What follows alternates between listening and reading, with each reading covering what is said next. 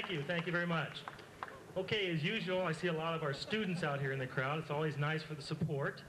We do these demonstrations for the public, but also for our students. The whole idea behind this is to enlighten you a little bit on exactly what we do. As Gordy has covered it pretty well, we teach a combat technique. I like to point out that all the fighting technique done here today is unrehearsed. Individuals will throw punches. Every once in a while, someone gets hit or gets the wind knocked out of them. Just bear with that. We try to put on a demonstration without people getting hurt. This is the whole idea. Regardless of where we would do a demonstration, it's not worth someone getting hurt. We'll try to go at a speed that is slow enough for you to see the technique. If you go fast, it sounds like a story. Well, you know, faster than the human eye can see. But it really is, in many cases, you're not going to see where the punches are going to be going to. Okay, lots of times, again, as you put on a demonstration, if you've never seen one of our demonstrations, these guys are ripping at the eyes and kicking in the solar plexus and breaking joints, hip, legs, elbows, and shoulders, and they hop right back up magically. Well, obviously, we have to show you what is done, and they're pulling their punches.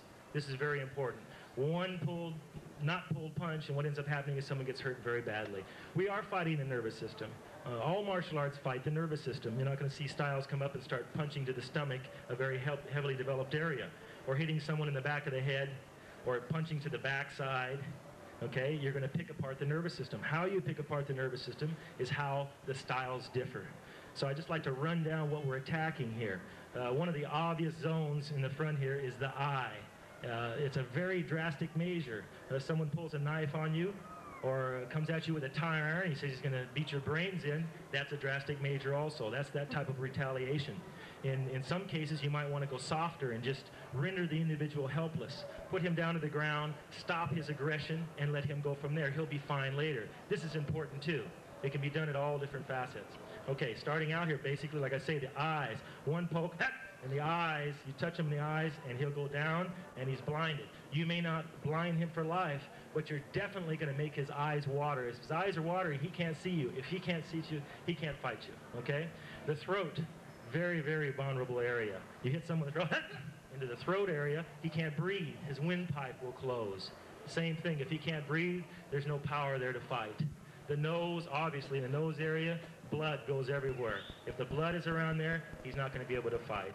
Working down solar plexus by driving all the air out of the individual, you're automatically going to make him to a point that he can't breathe. If he can't breathe, then he can't fight. The obvious, the groin area, very, very deadening area. You can also go to the knees, to the nerves on top of the feet, the wrist, the elbow, and so on, okay? These are all the areas that we attack. Some cases are just straight out punching, aggression right straight on through. In other cases, you're moving away from his power and taking advantage of his aggression. In some cases, we use offense. The minute the guy flinches, we let him have it. He may be going to his pocket for a cigarette, but he may be going for a gun or a knife. You don't have the choice. You have no idea what he's going for. Therefore, you have to react on his action, okay? I'll do a little bit of the technique here nice and slow where you can see what we're fighting.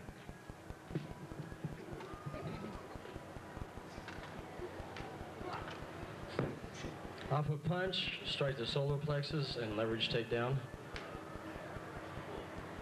Then strike to the groin, sweeping out the leg with a grab. Moving outside the punch by the hair in the eyes. You know, so you'll always follow up after the takedown.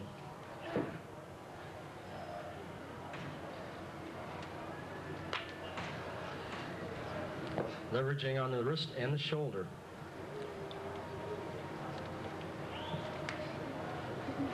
Flipping using leverage on the shoulder and the sweep.